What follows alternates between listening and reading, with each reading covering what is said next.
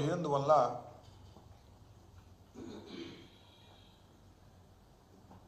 Seventh additional metropolitan magistrate court railway Vijayawada దాన్ని కొట్టివేస్తూ తీర్పునివ్వటం జరిగింది 1/5/2023న. దీన్ని మళ్ళా లోయర్ కోర్టులో కొట్టేస్తే దీన్ని హైకోర్టుకు అప్పీల్ చేయాలని నిర్ణయిస్తూ ప్రభుత్వం ఈ జీవోని రిలీజ్ చేసింది. జీవో ఆర్టీ నెంబర్ 852 నిన్నే ఇది రిలీజ్ చేయడం జరిగింది. నేను ఇక్కడ ఈ ప్రభుత్వాన్ని, కూటమి ప్రభుత్వాన్ని, ముఖ్యంగా చంద్రబాబు నాయుడు గారిని సూటిగా ఒకటి ప్రశ్నించదలుచుకున్నా. ఎందుకు మీకు కాపు ఉద్యమం మీద కోపం, కాపు కులం మీద కోపం, ముద్రగడ పద్మనాభం గారి మీద ఎందుకు మీకు కోపం? ఒక్కసారి వెనుక నేపథ్యంలోకి వెళ్తే నారా చంద్రబాబు నాయుడు గారు 2014లో కొల్లలుగా ఇచ్చిన హామీల్లో ఒకటి కాపుల్ని బీసీలో చేరుస్తానని. చిరకాల కోరిక, మాకు సెంటిమెంట్ అది. ఆంధ్ర రాష్ట్రంలో ఉన్నటువంటి కాపులు బీసీల్లో చేర్చమని అనేకమైనటువంటి ఉద్యమాలు చేసినటువంటి సందర్భాలు ఉన్నాయి. ఎవరు అడగల, ఉద్యమం కూడా చేయలే. అప్పుడు 2014లో నారా చంద్రబాబు నాయుడు గారు అధికారంలోకి రావడం కోసం అనేకమైన వాగ్దానాలు ఇస్తూ కాపుల్ని 6 మాసాల్లో నేను బీసీలో చేరుస్తాను కమిషన్ వేసి అని చెప్పటమే కాదు, మేనిఫెస్టోలో పెట్టాడు. ఆయన వచ్చి సంవత్సరంన్నరైనా కమిషన్ కూడా వేయలేదు. వేయకపోతే ముద్రగడ పద్మనాభం గారు ఉద్యమం చేశారు, కాపులందరినీ సమీకరించారు. ఆ ఉద్యమాల్లో కులం కాబట్టి ఎవరైనా ఒకటి మాత్రం వాస్తవం, పుట్టిన ఊరు, పుట్టిన కులం, తల్లి తండ్రి, వీళ్ళ మీద ఒక ప్రేమ, సెంటిమెంట్ ఉంటుంది. కాపుల్ని బీసీలో చేరుస్తానని చెప్పినటువంటి చంద్రబాబు నాయుడు గారు నెరవేర్చకపోతే ముద్రగడ పద్మనాభం గారు దాని ఉద్యమానికి పిలుపునిస్తే మేము ఏ పార్టీల్లో ఉన్నా మేమందరం కూడా పాల్గొన్నాం, ఫైట్ చేశాం.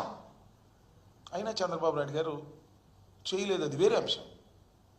నేను ఇక్కడ మీకు గుర్తు చేస్తున్నా, ఉద్యమం చేసినప్పుడు ముద్రగడ పద్మనాభం గారు ఒక పిలుపు ఇచ్చారు, పళ్ళేలు కొట్టండి అని. గ్రామాల్లో సైతం కాపులు పళ్ళేలు కొడితే కేసులు పెట్టారు. తుని బహిరంగ సభకు పిలుపునిస్తే ఇక్కడ నుంచి బయలుదేరి వెళ్తుంటే వారి మీద నోట్ చేసుకుని కేసులు పెట్టారు చంద్రబాబు నాయుడు గారి ప్రభుత్వంలో. కొన్ని వందల వేల కేసులు కాపుల మీద పెట్టారు. తర్వాత తునిలో బహిరంగ సభ జరిగింది, పెద్ద ఎత్తున కాపు సమాజం అంతా వచ్చింది, కాపుల్ని బీసీలో చేర్చాలని గర్జించింది. అక్కడ ఒక సంఘటన జరిగింది. రత్నాచల్ ఎక్స్ప్రెస్ ఆ బహిరంగ సభకు దగ్గరలోనే ఉన్న ట్రాక్ మీద కాలిపోయింది, దహనం అయింది. అది కాపులే తగలబెట్టారు అని చంద్రబాబు నాయుడు గారి ప్రభుత్వం కేసు పెట్టింది. ముద్రగడ పద్మనాభం గారి మీద కేసు పెట్టింది. ఆయన కాక 40 మంది మీద కేసు పెట్టింది. సరే, బాగానే ఉంది. ఆ తర్వాత వస్తా. ఆ తర్వాత ముద్రగడ పద్మనాభం గారు నిరాహార దీక్ష చేస్తుంటే ఆయన ఇంటి తలుపులు పగలగొట్టి తీసుకొచ్చి ఆసుపత్రిలో పెట్టారు. ఇవాళ కూడా మనం చూస్తున్నాం కదా, అరెస్ట్ చేస్తే ఎవరు మాట్లాడడానికి వీల్లేదు, ఎవరు కలవడానికి వీల్లేదని ఈ విధంగా ఆంక్షలు పెట్టి ఇవాళ వైఎస్ఆర్ కాంగ్రెస్ పార్టీ నాయకులు అరెస్ట్ చేసినప్పుడు వేధిస్తున్నారు. ఆ రకంగా ముద్రగడ పద్మనాభం గారికి పేపర్ కూడా వెళ్ళలేదు, సెల్ కూడా మాట్లాడనివ్వలేదు, టీవీ కూడా చూడనివ్వలేదు. అలా నిర్బంధిస్తే కుమిలిపోయాడు. నేనప్పుడు గుర్తు చేస్తున్నా, హోటల్ హయత్ హైదరాబాద్లో ముద్రగడ పద్మనాభం గారిని ఇలా చేయటం తప్పు అని దాసరి నారాయణరావు గారు, చిరంజీవి గారు, దాసరి నారాయణరావు గారు చనిపోయి ఉన్నారు, చిరంజీవి గారు బొత్స సత్యనారాయణ గారు, రామచంద్రయ్య గారు ఇవాళ టీడీపీలో ఉన్నాడు, రామచంద్రయ్య గారు, తోట చంద్రశేఖర్ గారు, కాపులకు సంబంధించి ఇంకా చాలామంది ఉన్నారు, పేర్లు నాకైతే గుర్తు రావడం లేదు. కానీ మేమందరం కలిసి సమావేశమై బయటకు వచ్చిన తర్వాత చిరంజీవి గారును మన దాసనారాయణ గారు ఒకే ఒక్క మాట చెప్పాడు, వంగవీటి మోహన్ రంగారావు గారిని కోల్పోయాం కానీ ముద్రగడ పద్మనాభం గారిని కోల్పోవడానికి మేము సిద్ధంగా లేవు, ఖబర్దార్ అని వార్నింగ్ ఇచ్చారు చిరంజీవి గారు, దాసనారాయణరావు గారు కూడా ఇద్దరు కలిసి ఇచ్చారు. ఒకసారి చూసుకోండి యూట్యూబ్లోకి వెళ్ళి. ఆ తర్వాత ముద్రగడ పద్మనాభం గారిని స్లోగా వదిలేశారు. ముద్రగడ పద్మనాభం గారిని తీసుకొచ్చేటప్పుడు వాళ్ళ భార్యని ఇష్టం వచ్చినట్టు తిట్టారు, కొడుకుని ఇష్టం వచ్చినట్టు కొట్టారు. ఎందుకు ఈ కక్ష నాకు అర్థం కాలే. సరే అయింది, తుల్లో దహనం జరిగింది, రైల్వే కోర్టు విచారణ చేసింది, సాక్షులు విచారించింది, నేరం రుజువు కాలేదు అని 40 మంది కేసు కొట్టేసింది. ఆ రోజునే ఈనాడులో కూడా కేసు కొట్టేసినప్పుడు కూడా చాలా వ్యంగ్యంగా చాలా కక్షగా ఐటెం వేశారు. ఆ రోజునే నేను చెప్పాను, ఎందుకు మీ కడుపు మంట రామోజీరావు గారు కేసు కొట్టేస్తే రుజువు కాకపోతే అని. ఇవాళ మళ్ళీ ఈ జీవో రిలీజ్ చేసి మళ్ళీ దీన్ని తోడి ఎవరి మీద కక్ష తీసుకోవాలని, ముద్రగడ పద్మనాభం గారి మీద కక్ష తీసుకోవాలన్నా? ముద్రగడ పద్మనాభం గారు ఒక్కడు కాదని మనం చేస్తున్నా. కాపు ఉద్యమానికి నాయకత్వం వహించినటువంటి వ్యక్తి ముద్రగడ పద్మనాభం గారు. It is our sentiment. నువ్వు మమ్మల్ని గోకావు, మేము అధికారంలోకి వస్తే 6 నెలల్లో నీ ఇస్తామని నువ్వు చేయలేదు, ఉద్యమం చేశారు, కక్ష కట్టావు, అయిపోయింది, అవన్నీ మర్చిపోయారు. ఇంకొక విషయాన్ని కూడా ఇక్కడ చెప్తా. చంద్రబాబు నాయుడు గారి టైంలో పళ్ళేలు కొట్టిన వాళ్ళకి, తుని వెళ్ళడానికి ప్రయత్నం చేసిన వారికి అందరి మీద కేసులు పెట్టారు. ఆల్మోస్ట్ ఆల్ మొత్తం కాపు సోదరులందరి మీద, ఉద్యమకారుల మీద కేసు పెడితే జగన్మోహన్ రెడ్డి గారు ముఖ్యమంత్రిగా అయిన తర్వాత 18/3/2020 జీవో ఆర్టీ నెంబర్ 312 312 కింద కేసులు మొత్తాన్ని డ్రాప్ చేశారు. మొత్తం డ్రాప్ చేశారు కేసులన్నీ కూడా. నువ్వేమో కేసు మళ్ళీ కొట్టేసి కేసు తిరగదోడుతున్నావు. ఏంటికి కక్ష నాకు అర్థం కాలేదు.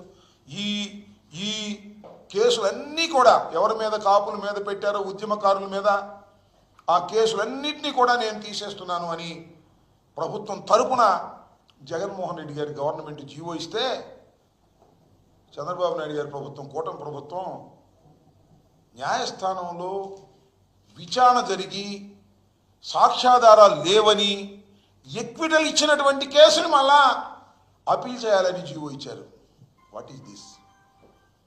ఏమిటి కక్ష చంద్రబాబు నాయుడు గారు? నాకు అర్థం కాల. కాపు సమాజం మీద నువ్వు ఎందుకు కక్ష పడుతున్నావో, ఎందుకు ఈ రకమైనటువంటి దుర్మార్గానికి పాల్పడుతున్నావో సమాధానం చెప్పాల్సినటువంటి అవసరం ఇక్కడ ఉంది అని ఈ సందర్భంగా నేను చెప్పదలుచుకున్నా. కేసులు ఎత్తేగిపోయావు, పెట్టావు, జగన్మోహన్ రెడ్డి గారు ఎత్తేశారు. అందరూ పాపం బయటకు వచ్చి శుభ్రంగా కేసులు పోయిన ఆనందపడ్డారు. కొట్టేసిన కేసులు మళ్ళీ తిరగబెట్టి నువ్వు చేయాలని అనుకుంటున్నావు. ఇది చాలా దుర్మార్గమైన విషయం. ఈ దుర్మార్గమైనటువంటి విషయాన్ని కాపు సమాజం చూస్తూ ఊరుకుంటుంది, ఏదో సర్దుకుపోతుంది అని దయచేసి అనుకోవద్దని మనం చేస్తున్నాం. మేము ఆలోచన చేస్తున్నాం.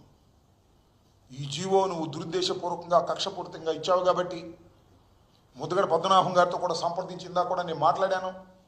కాపు పెద్దలు అందరితో సంప్రదించి దీనికి ఒక కార్యాచరణ రూపాన్ని తీసుకొస్తాం, వదిలిపెట్టం చంద్రబాబు నాయుడు గారు గుర్తుపెట్టుకోమని కూడా ఈ సందర్భంగా నేను చెప్పదలుచుకున్నాను. ఇలాంటి దుర్మార్గమైనటువంటి జీవోలు ఇచ్చి కక్ష తీర్చుకోవాలనేటువంటి ప్రయత్నం నువ్వు వచ్చిన దగ్గర నుంచి కక్ష తీర్చుకోవటమే. ముద్రగడ పద్మనాభం గారి మీద కక్ష తీర్చుకోవటం, కాపుల మీద కక్ష తీర్చుకోవటం, జగన్మోహన్ రెడ్డి గారి పార్టీ మీద కక్ష తీర్చుకోవటం, జగన్మోహన్ రెడ్డి గారికి అనుకూలంగా మాట్లాడే వాళ్ళ మీద కక్ష తీర్చుకోవటం, పోలీసులు ఉన్నారు కదా అని కేసులు పెట్టడం, ఆ కేసులు పెట్టి భయపెట్టాలని ప్రయత్నం చేయటం అనేది నువ్వు చేస్తున్నటువంటి ఒక అరాచకమైనటువంటి కార్యక్రమం గుర్తుపెట్టుకోవాల్సిందిగా ఈ సందర్భంగా నేను చెప్తూ, దాని మీద మేము తప్పనిసరిగా ఒక కార్యాచరణకి మరి మేము అందరం కూడా ఆలోచన చేసుకుంటున్నాం, కార్యాచరణకు వెళ్తామని కూడా ఈ సందర్భంగా నేను చెప్పదలుచుకున్నాను. అనేకమైన కేసులు ఎత్తేసినటువంటి జగన్మోహన్ రెడ్డి గారిని మీరు తప్పుబట్టి ఈ రకంగా మీరు చేయటం దుర్మార్గం అని కూడా ఈ సందర్భంగా నేను చెప్పదలుచుకున్నాను.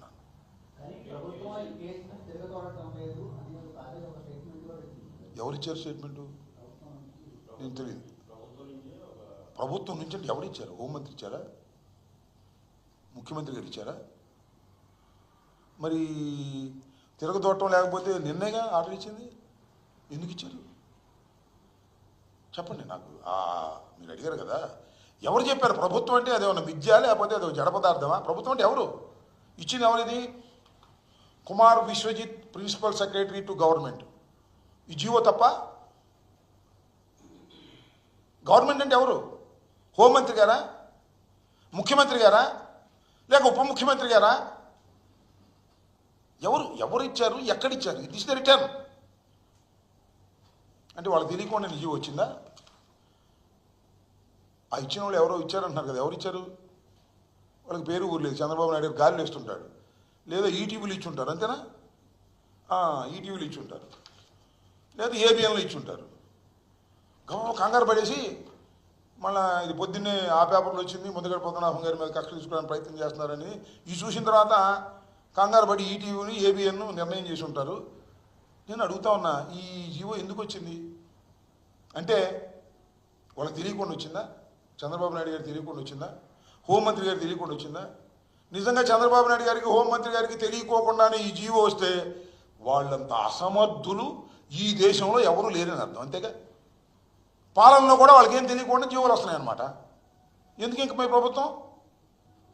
ఎందుకంటున్నా దీనిలో ఏమన్నారు? నేను ఇక్కడ కొన్ని మాటలు కూడా చదువుతాయి. కేర్ఫుల్ ఎగ్జామినేషన్ అంటారు. దీనిలో కేర్ఫుల్గా ఎగ్జామినేషన్ చేసి డిలో కండోనేషన్ పిటిషన్ కూడా, అంటే తునిలో కేసు కొట్టేసిన తర్వాత మళ్ళీ అప్పీల్ చేయడానికి ఇంత టైం ఉంటుంది. ఆ టైం కూడా అయిపోయింది. ఆ టైం అయిపోయిన దాన్ని కూడా డిలే కండోన్ చేయమని పిటిషన్ పెట్టమన్నారు. విన్నారా?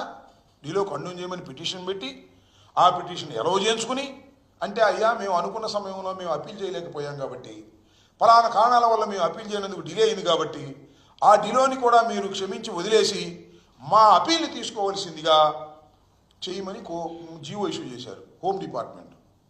మరి ప్రభుత్వానికి తెలియదు, ప్రభుత్వం దీన్ని విత్డ్రా చేసుకుంటుంది. నిన్న ఇచ్చేవాళ్ళు ఎందుకు విత్డ్రా చేసుకుంటున్నారు? ఏదో స్వామి చెప్పినట్టు. ఏమయ్యా రమేష్, సంతకం పెట్టాడుగా ఎవరు? చంద్రబాబు నాయుడు. అదే మీ నాగబాబు మంత్రి ఇస్తానని సంతకం పెట్టాడు. ఎన్నాళ్ళైంది చెప్పు? 6 మాసాలు అయింది. మంత్రి ఇస్తాను సంతకం పెట్టాడు. ఇదేంటో మరి నాకు అర్థం కాల. తెల్లారిపాటి 2వ తారీఖు 3వ తారీఖుని మేము చేతులు ఎత్తేస్తున్నామంటే ఎవరు నమ్మిద్దామని? మోసం కదా ఇది? అన్యాయం కదా ఇది? కమాన్ రమ్మని చంద్రబాబు నాయుడు గారిని వచ్చి చెప్పమనండి. అయ్యా మేము వెనక్కి వెళ్ళిపోతున్నాం, మేము పొరపాటుని మాకు ఇచ్చింది, నాకు తెలియదు, ఇది హోంమంత్రి గారు ఇచ్చారు, హోంమంత్రి గారిని చివాట్లు పెట్టాను, లేకపోతే మా లోకేష్ గారు ఇచ్చారు, మా లోకేష్ గారిని చివాట్లు పెట్టాను, తూచిన మాకు తెలియదు అని ముఖ్యమంత్రి గారిని చెప్పమనండి. మేము 2వ తారీఖుని ఇచ్చినటువంటి జీవో విత్డ్రా చేసుకుంటున్నాము, పొరపాటుని ఇచ్చాము, మాకు తెలియకోకుండా వెళ్ళింది, మాకు పరిపాలనలో మేము కళ్ళు మూసుకున్నాము. ఏమండి నిన్నే అన్నాడు చంద్రబాబు, ఎక్కడ అదే ఊరండి, వెళ్ళి ఫంక్షన్కి వెళ్ళాడు రమేష్, డ్యాగ కన్ను అన్నాడు. డ్యాగ కన్ను నుంచి ఎలా తప్పుకొచ్చింది అబ్బా ఇది? డ్యాగ కన్ను నాది. డ్యాగ కన్ను నుంచి ఎలా తప్పుకొచ్చిందయ్యా బాబు గారు, నారా చంద్రబాబు నాయుడు గారు? డ్యాగ కన్ను నుంచి తప్పుకుని ఈ జీవో ఎట్టా వచ్చింది? మళ్ళీ ఈ డ్యాగ కన్ను మళ్ళీ పొద్దున్న ఎట్టా తెలుసుకుని మళ్ళీ జీవోను మేము యాక్షన్ తీసుకోవట్లేదని మాట్లాడటం ఎందుకు? ఏ పొద్దున్నే మా పేపర్లో చూసారా మెయిన్ హెడ్డింగు, కాపుల్ని కరేపాకులాగా వాడుకుంటారని హెడ్డింగ్ వచ్చింది. మా పేపర్లో అది చూసి కంగారు పడ్డారా? జ్ఞానోదయం అయిందా? చెప్పమంటున్నా. ఓ నారా చంద్రబాబు నాయుడు గారు, అయ్యా వినపడుతుందా? లింగమనేని వారి గెస్ట్ హౌస్లో కరగట్టు పక్కన ఉన్నటువంటి ఓ నారా చంద్రబాబు నాయుడు గారు, ఈ జీవో ఎట్లా వచ్చింది? మళ్ళా జీవో వచ్చిన తర్వాత ఎందుకు ఈనాడులో ఈ రకంగా ఫ్లాష్ లేపిస్తున్నారు? వినపడిందా? చెప్పు సమాధానం. కాపు సమాజానికి సమాధానం చెప్పవలసిందిగా గౌరవనీయులైనటువంటి నారా చంద్రబాబు నాయుడు గారిని నేను ఇక్కడి నుంచి కోరుతున్నా. నువ్వు చెబుతావా? మీ అబ్బాయి చెబుతాడా? ఎవరు చెబుతారో చెప్పండి. చెప్పకోకుండా ఇలాంటి డ్రామాలు ఆడి సాగితేనేమో నా అంతటి వాడు లేడు, సాకపోతేనో సాపు చుట్టేసి సంకనేసి వెళ్ళిపోతాం అంటే ఎట్ట కుదిరింది నాకు అర్థం కాల. జీవోలు ఏమో రిలీజ్ చేయటం అంటే ఈ ప్రభుత్వం ఉందా, పని చేస్తుందా, లేదా నాకు అర్థం కాల. చెప్పండి, ఎవరు చెప్పారు? ఆకాశరామన్న కాదు, ప్రభుత్వం అంటే ఎవరు? ముఖ్యమంత్రి, ఉప ముఖ్యమంత్రి, నారా లోకేష, హోంమంత్రి, లేకపోతే ఈ విశ్వజిత్ ఎవరైనా Kumar Vishwajit principal secretary to government, ఆయన ఎవరు చెప్పారు? డ్రామాలు ఆడమాకండి. నారా చంద్రబాబు నాయుడు గారు బయటకు వచ్చి సమాధానం చెప్పాలని ఈ సందర్భంగా కోరుతున్నా. సమాధానం చెప్పకపోతే మా కార్యాచరణ ఉంటుందని కూడా ఈ సందర్భంగా సవినయంగా హెచ్చరిస్తున్నాను.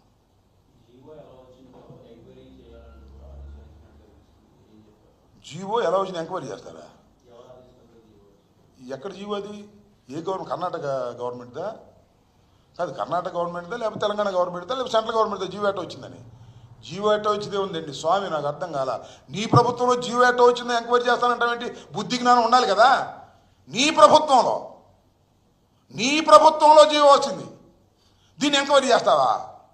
మళ్ళా కాపులు మోసం చేద్దామని?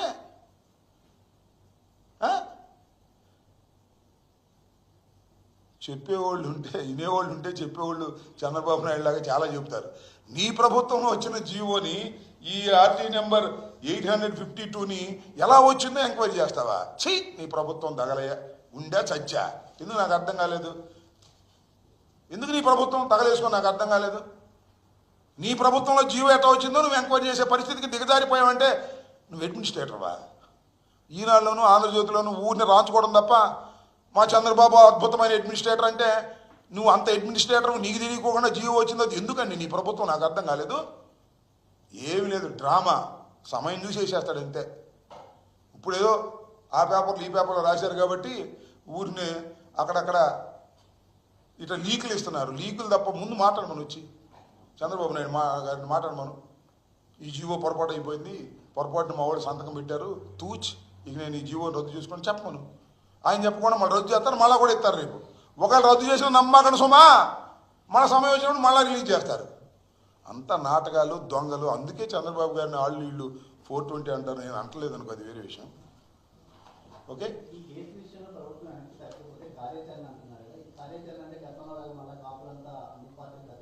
మాట్లాడతాం. అందరితో మాట్లాడిన తర్వాత కార్యాచరణ అంతా ఇప్పుడెట్టు చెప్తాం? కార్యాచరణ ఇవాళ ఫస్ట్ రియాక్షన్ ఇది. మాట్లాడకుండా ముద్రగడ పద్మనాభం గారితో మాట్లాడాం, ఇందాక బొత్స సత్యనారాయణ గారితో మాట్లాడాం, కన్నబాబు గారితో మాట్లాడాం. ఇట్లా ఇంకా చాలామంది ఉన్నారు. అన్ని పార్టీల్లో ఉన్న వాళ్ళతో కూడా మాట్లాడతాం, తప్పే ఉంది. వీళ్ళు 40 మంది, 41 మంది అంతేనా? నాకు తెలియగలుగుతారు చంద్రబాబు నాయుడు గారు. దీనికి కూడా సమాధానం చెప్పండి. మేము జీవో ఇచ్చేసి ఏదైతే జీవో ఆర్టీ నెంబర్ 312 ఇచ్చి మేమేం చేసామంటే ఈ జీవో ప్రకారం అప్పుడు కాపుల మీద పెట్టిన కేసులన్నీ కూడా తొలగించమనం. ఈ జీవోని కూడా క్యాన్ చేసేస్తావా ఇంటి కొంపతీసి? ఈ జీవోని కూడా క్యాన్ చేసేసి ఏదైనా అవకాశం ఉంటే మళ్ళా అప్పుడు పళ్ళాలు కొట్టిన కాపుల్ని, కార్లు వేసుకుని తుని వెళ్ళిన కాపుల్ని అందరి మీద మళ్ళా కేసులు పెట్టాలనే ఆలోచన ఏమైనా ఉన్నదా? ఈ జీవోని కూడా క్యాన్ చేయవచ్చు గవర్నమెంట్, ఆ జీవోని క్యాన్ చేసినట్టు. ఇలాంటి కూడా ఏమైనా ఉందా? ఉంటే చెప్పండి సార్, సిద్ధంగా ఉన్నాం. మా మీద కూడా పెట్టారు కేసులు. దానికి ఎవరెవరు వచ్చారు? బొత్స సత్యనారాయణ గారు వచ్చారు, కన్నా లక్ష్మీనారాయణ గారు వచ్చాడు, తుని గుర్తుందా? ఇవాళ తెలుగుదేశం పార్టీలో ఉన్నాడు. వి హనుమంతరావు గారు వచ్చారు. తెలుగుదేశం పార్టీలో ఇవాళ ఉన్నటువంటి వాళ్ళు చాలామంది కాపులు వచ్చారు తుని మహాసభకి. వి హనుమంతరావు గారు వచ్చాడు. ఇవాళ జనసేనలో ఉన్నాడు ఎవరైనా, మన భాను, ఆయన వచ్చాడు. కాపులందరినీ పిలిస్తే కాపులందరూ వెళ్ళినాం. మా సెంటిమెంట్ అయ్యా, కాపులు బీసీలో చేరుస్తారంటే ఆశపడ్డాం. ఆశపడితే కేసులు పెట్టారు, వేశారు, ముద్దగడ పద్మనాభాన్ని చిత్రహింసలు చేశారు. మళ్ళీ మేము వచ్చి కేసులు తీపిచ్చేశారు. జగన్మోహన్ రెడ్డి గారు వచ్చి కోర్టు ఏమో కొట్టేసింది. అవన్నీ తోడేస్తాం, వీళ్ళ సంగతి తేల్చేస్తాం అన్నీ చంద్రబాబు నాయుడు గారు అంటాం.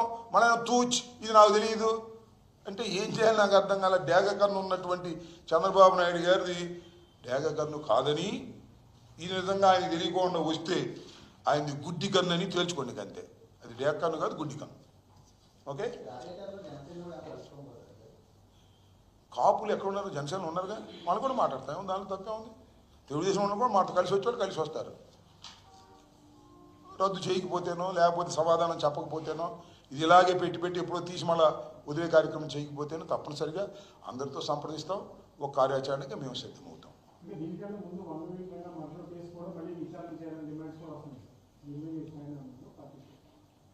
అది కూడా ట్రైల్ అయిపోయి కొట్టేశారు కదా, దాన్ని మళ్ళీ అప్పీల్ చేస్తాడేమో మరి తెలియదు. మరి మనకి చంద్రబాబు నాయుడు గారు ఏమైనా చేస్తాడు, కొట్టేసిన కేసుల్ని అప్పీల్ చేస్తాడు, కొత్తగా కేసులు కూడా పెడతాడు ఏమీ లేకపోయినా.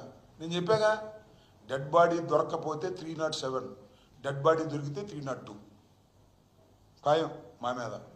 అక్కడ 2 డెడ్ బాడీలు దొరికినాయి మొన్న గుండ్లపాడు ఏదో అక్కడ పెట్టేశాడు. మా పిన్నెల రామకృష్ణారెడ్డి గారు నేను వాళ్ళ బ్రదర్ని దానిలో పెట్టేశారు. వాళ్ళు తెలుగుదేశంలో తెలిసి కొట్టుకుంటే డెడ్ బాడీ దొరికినాయి కదా 2 పెట్టేశాడు. ఎక్కడైనా డెడ్ బాడీ దొరికి పెట్టేస్తాడు.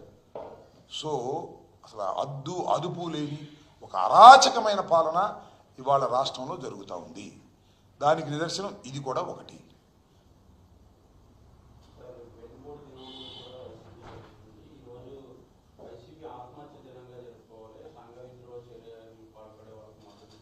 ఎవరంది?